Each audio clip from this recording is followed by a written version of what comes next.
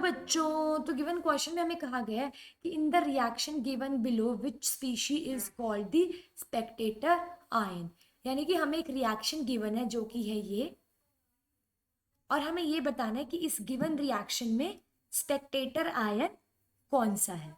तो सबसे पहले तो हम बात करते हैं इस क्वेश्चन की कॉन्सेप्ट के बारे में, और इस क्वेश्चन में हमारा की कॉन्सेप्ट हो जाएगा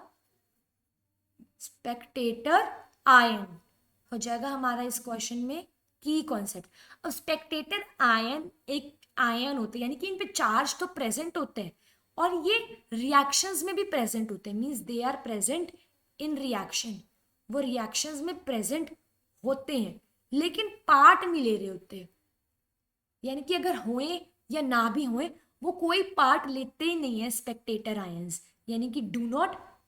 टेक पार्ट, वो रिएक्शंस में पार्ट लेते ही नहीं। और जब हम नेट रिएक्शन लिखते हैं, यानी कि जब हम फाइनल आयनिक रिएक्शन लिखते हैं,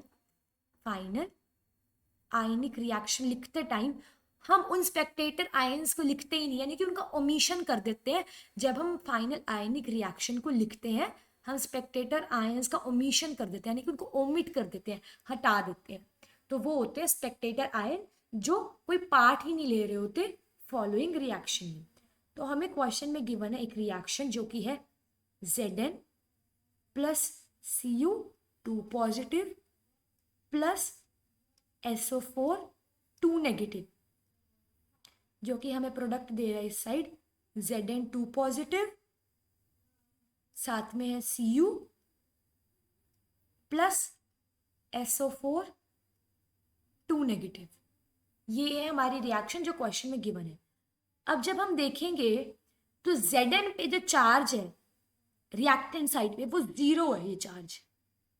क्योंकि ये अपनी एलिमेंटल कंडीशन में यानी कि अपनी स्टैंडर्ड स्टेट में प्रेजेंट है, इसलिए यहाँ पे ऑक्सीडेशन नंबर है 0। सिमिलरली Zn पे ऑक्सीडेशन नंबर है +2 प्रोडक्ट साइड में। तो जब हम देखेंगे तो इधर Zn का हो रहा है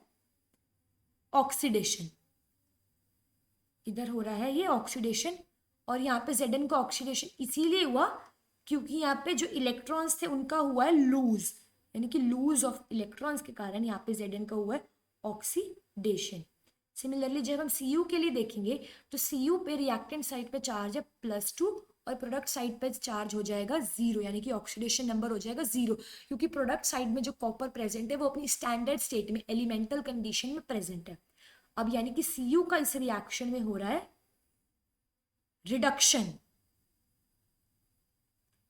क्योंकि यहाँ पे गेन हुआ है इलेक्ट्रॉन्स का +2 से 0 में, तो यहाँ पे हो गया यहाँ पे गेन ऑफ इलेक्ट्रॉन्स, और हम कह सकते हैं यहाँ पे रिडक्शन। तो देखा जाए तो इस गिवन रिएक्शन में Zn भी पार्ट ले रहा है क्योंकि उसका हो रहा है oxidation, lose of electron. Similarly इसी रिएक्शन में Cu भी पार्ट ले रहा है क्योंकि उसका हो रहा है रिडक्शन, गेन ऑफ इलेक्ट्रॉन्स। लेकिन जो ये SO4 2 नेगेटिव आयन है ये है स्पेक्टेटर आयन, क्योंकि ये कोई पार्ट नहीं ले रहा, ये रिएक्टेंट साइड पे भी एज इट इज प्रेजेंट है, ये प्रोडक्ट साइड में भी एज इट इज ही प्रेजेंट है। मींस ये जो SO4 2 नेगेटिव है ये पार्ट ही नहीं ले रहा, नो पार्ट, ये पार्ट ले ही नहीं रहा है इस रिएक्शन में, जिसका मतलब ये हो जाएगा हमारा स्पेक्टेटर आयन,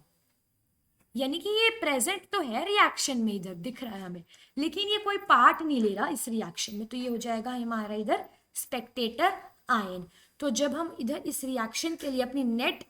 लिखेंगे, नेट रिएक्शन, नेट आयनिक रिएक्शन लिखेंगे, तो वो हमारी हो जाएगी Zn प्लस Cu2 पॉजिटिव, जो हमें देगा प्रोडक्ट साइड में Zn2 पॉजिटिव,